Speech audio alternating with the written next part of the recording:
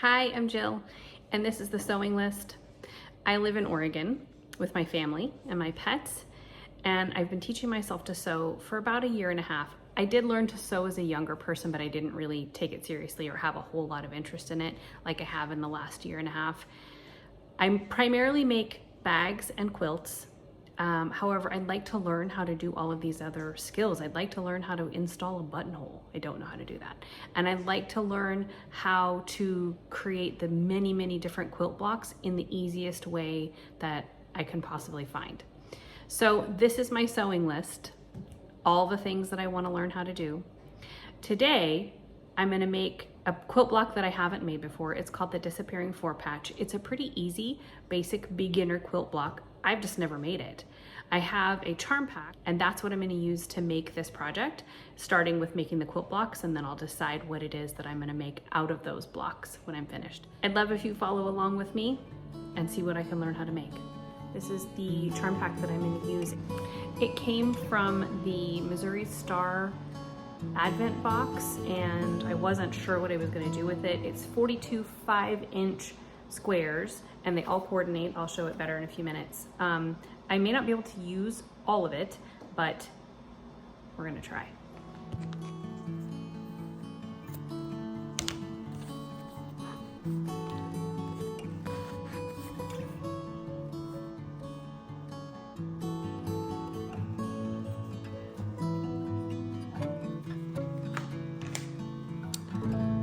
The 4-patch is an easy quilt block that you just put 4 charm square. You put 4 pieces of fabric together basically in an order that, you know, makes sense to you. Now I'm going to try it to create some sets of 4 where I will sew them together in a 4-patch, and then they're going to end up getting cut up after that. So I'm going to first make 10 of this type of block.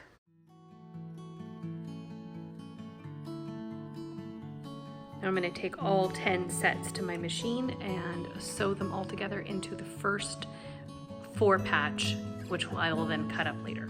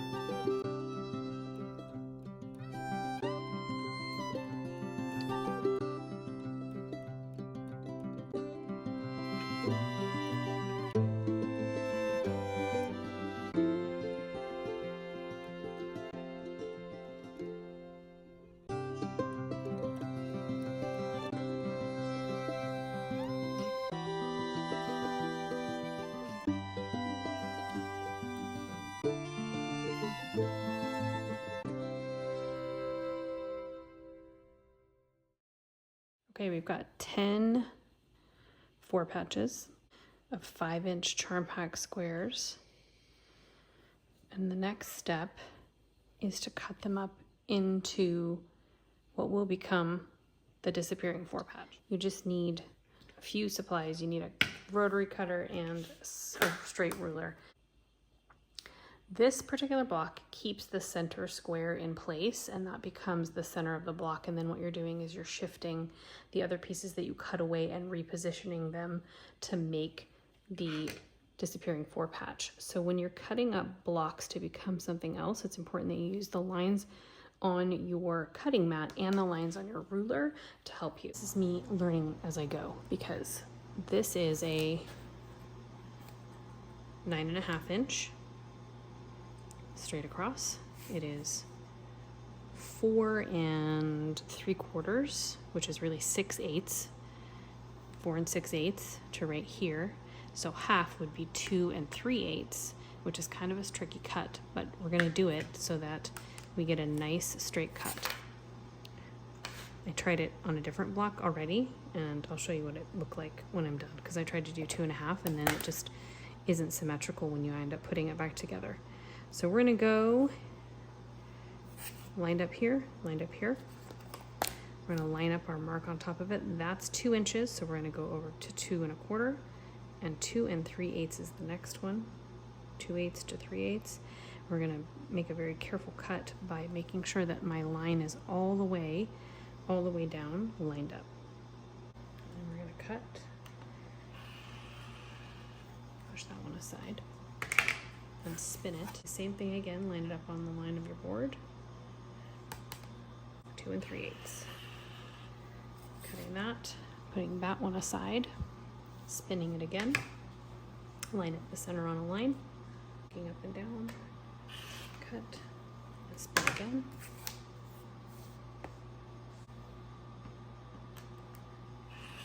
All right, now we have the center of the block. If you put it all back together,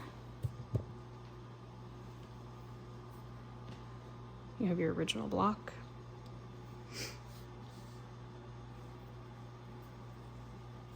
That looks like that.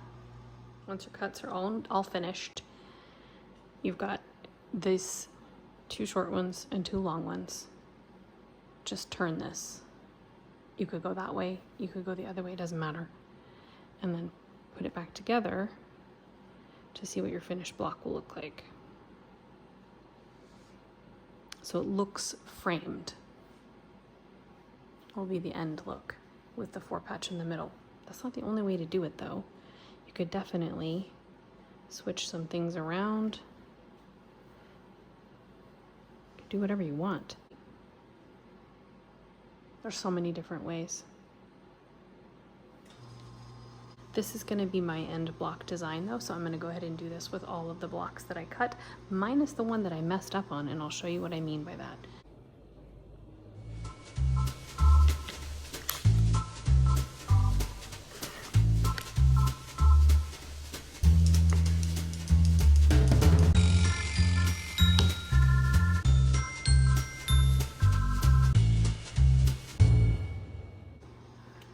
So I did my math and I thought I would just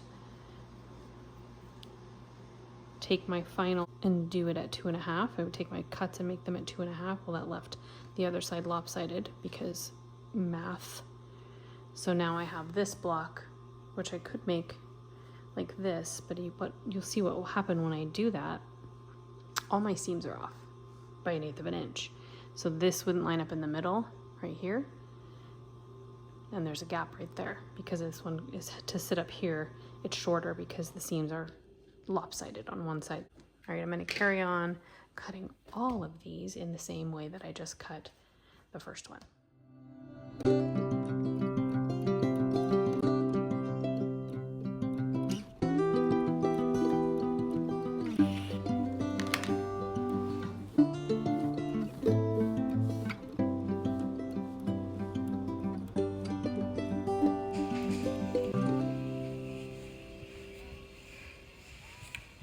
All right, once they're all cut and you've spun your center piece, the next job is to pin here, nest your seams. So I press them in the direction that they would, one is going this way and one is going this way. So line up here.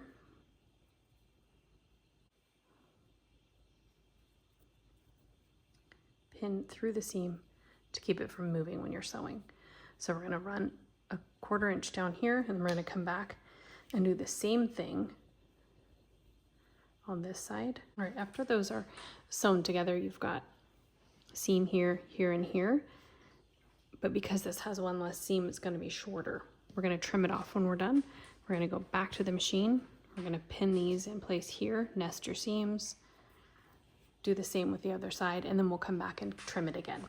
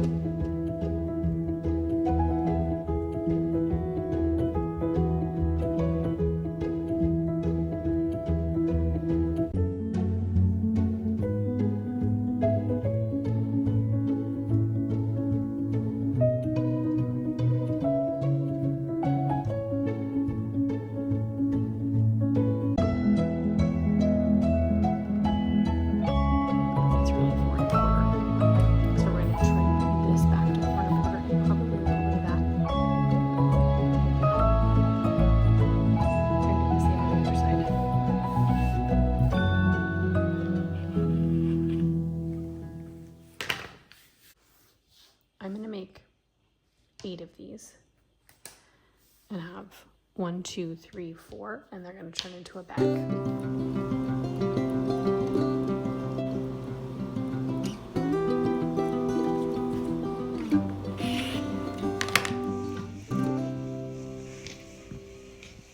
It is pretty late now, and the cat has been terrorizing me all day.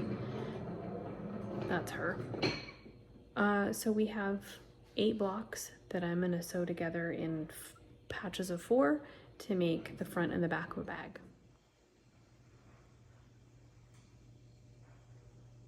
My next job is to attach these together, and then the tops and bottoms. Finished. These are both 17 inches square. So I've picked a lining fabric just from my stash that I have. It's cute. It has these little buttons on it. Paintbrush Studios Fabrics, Pampered Pets by Chrissy Mast. So I'm going to cut out 2 additional 17-inch squares out of this.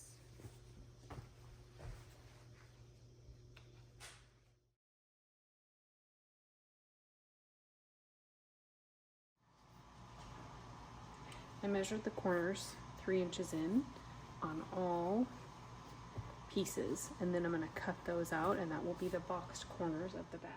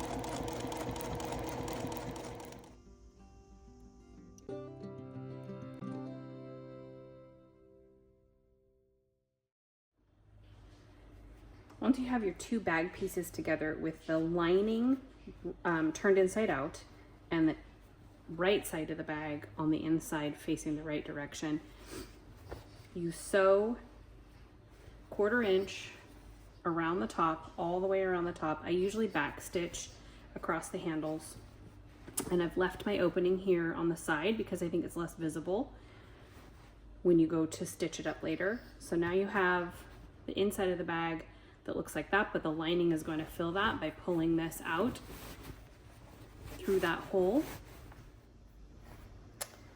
All right, we're in the home stretch. Tuck the lining down inside. There are ways to tack lining down in beforehand, but I tend to like to leave my linings loose so that I can dump out anything that falls into the bag. So I go along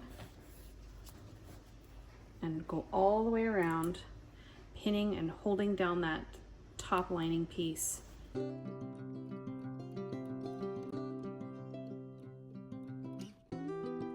I always start where the handles are. You could start on the side seam, but I like to back stitch and forth on the handles, so when I do a lap, it does it automatically for me.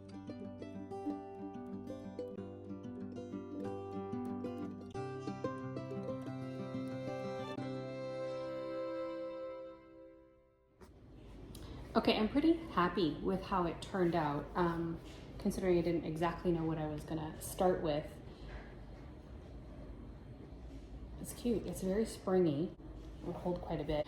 I like to think about what else could I have done or what could I have done differently when I work on projects, and I think this needs an inside pocket or 2. I think it needs an open pocket, and I think it needs a zippered pocket. That would be useful in a bag this size. I just didn't even think about it when I was making it, and I'm not going to take it apart to add pockets, at least right now, because that would require me to rip out all the top and I don't want to do that. Thank you for coming along. Lottie says goodbye, and we'll see you the next time for the next thing on my list.